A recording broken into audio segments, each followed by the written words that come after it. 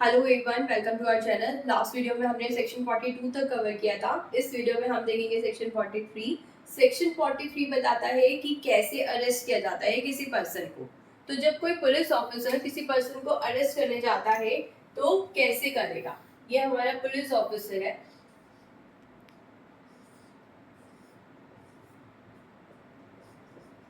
ये हमारा police officer है। अब ये जो है अरेस्ट करने जा रहा है।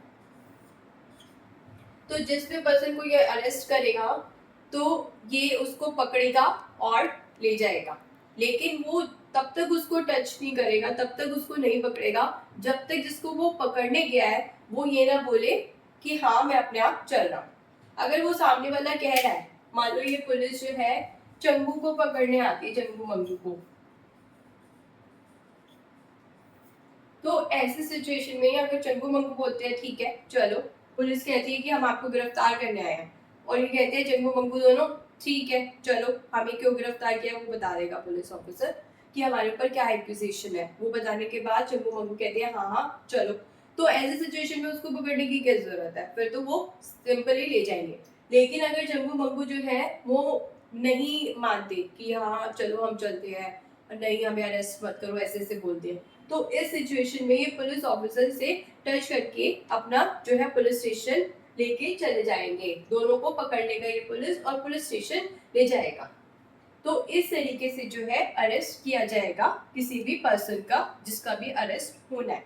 लेकिन अगर ये सिचुएशन है कि जिसको अरेस्ट करना है वो फीमेल है, तो ऐसी सिचुएशन में फीमेल को टच नहीं किया जाएगा जब तक कि सामने वाली पुलिस ऑफिसर फीमेल ना हो। कौन ना हो? फीमेल ना हो। तब तक उस पर्सन को नहीं टच करके लेके जाया जाएगा।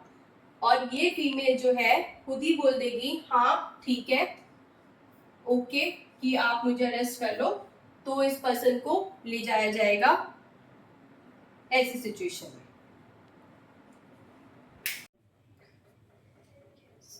तो हमने देखा फीमेल का अरेस्ट। जब भी फीमेल का अरेस्ट होगा तो ये पुलिस की रिस्पॉन्सिबिलिटी होगी जो फीमेल के रिलेटिव्स है या फिर फीमेल के फ्रेंड्स है या फिर किसी और पर्सन जिसको ये कह रही है कि मेरे गिरफ्तारी के बारे में बता दो कि मेरा अरेस्ट हो गया है और मेरे को कहाँ हेल्ड किया जा रहा है, मेरे को कहाँ कन्फाइन किया जा रहा है।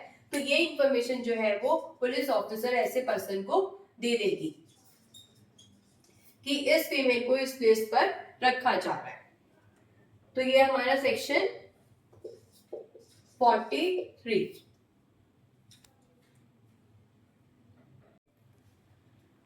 और जब ये अरेस्ट हो रहा है तो जिस पर्सन को अरेस्ट किया जा रहा है वो मना कर रहा है कि मुझे अरेस्ट मत करो, या फिर छुड़वा रहा है अपने आप को कि नहीं नहीं नहीं मेरे को अरेस्ट मत करो, और पुलिस ऑफिसर भी जो है उसको अरेस्ट नहीं कर पा रही, तो ऐसे सिचुएशन में पुलिस फोर्स जो भी अवेलेबल मीन्स है उनको यूज कर सकती है।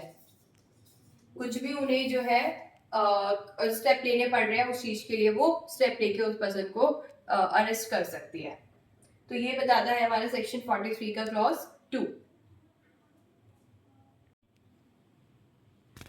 तो अभी हमने देखा कि अगर कोई पर्सन जो है किसी का अरेस्ट करता है और वो जो है अरेस्ट होने नहीं देता, इवेड करता है कि मेरे को अरेस्ट मत करो, तो ऐसी सिचुएशन में पुलिस ऑफिसर के पास जो भी तरीका होगा अरेस्ट करने का वो उससे उसको अरेस्ट करेगी। तो ये बताता है हमारा सेक्शन 43 का क्लॉज 2। अब हम देखते हैं सेक्शन 43 का क्लॉज 3।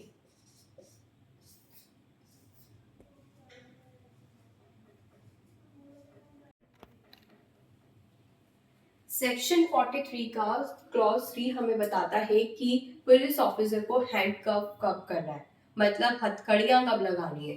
क्या? हथकड़ियां कब लगानी है। तो ये एक नया सेक्शन है जो बीएनएसएस में इंसर्ट किया गया है। तो कुछ ऐसे सिचुएशंस बता दी गई है कि जिस सिचुएशन में पुलिस ऑफिसर हथकड़ी लगा सकती है।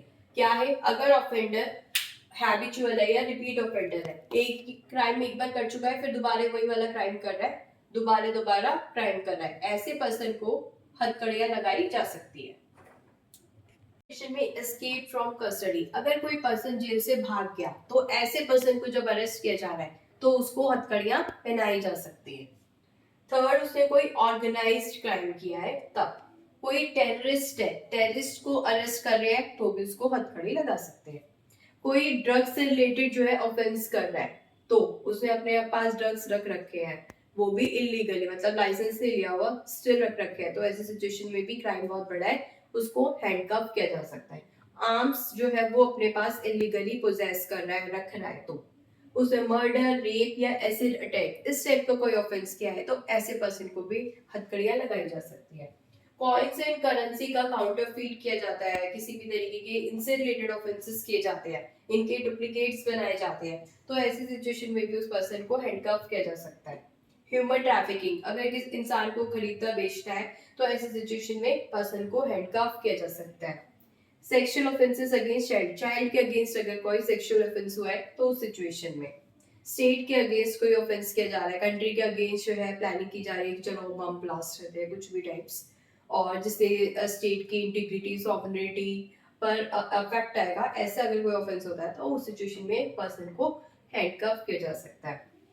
इकोनॉमिक ऑफेंसेस होते हैं, मनी लॉन्ड्रिंग वगैरह जैसे ऑफेंसेस होते हैं, ऐसे सिचुएशन में भी पर्सन को क्या किया जा सकता है, हैंडकफ। तो ये कुछ सिचुएशंस बता दी गई है जिसमें पर्सन को हैंडकफ किया जा सकता है।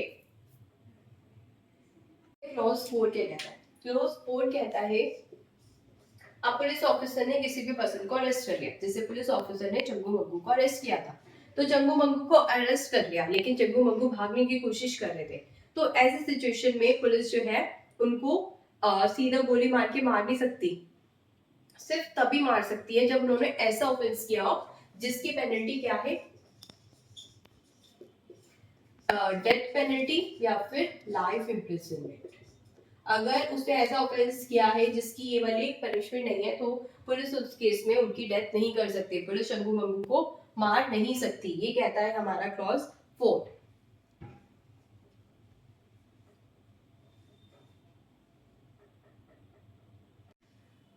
तो हम देखते हैं क्लॉज 5 पे कहता है, जो 43 का लास्ट क्लॉज है।